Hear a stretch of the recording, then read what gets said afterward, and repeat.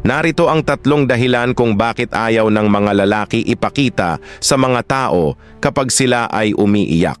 Una, takot sa pagkawala ng pagkalalaki. Maraming lalaki ang naniniwala na ang pag-iyak ay tanda ng kahinaan. Dahil dito, takot silang husgahan bilang mahina o hindi sapat na matatag. Pangalawa, kultura ng pagiging matatag. Sa kultura, ang mga lalaki ay madalas itinuturo na maging matapang at matatag sa harap ng problema. Dahil dito, iniisip nila na dapat nilang itago ang kanilang emosyon upang maging isang halimbawa ng lakas.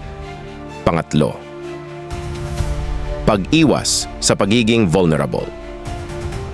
Ang pag-iyak ay nagpapakita ng vulnerability o pagiging sensitibo, kaya't iniisip ng mga lalaki na kapag nakita ng iba ang kanilang luha,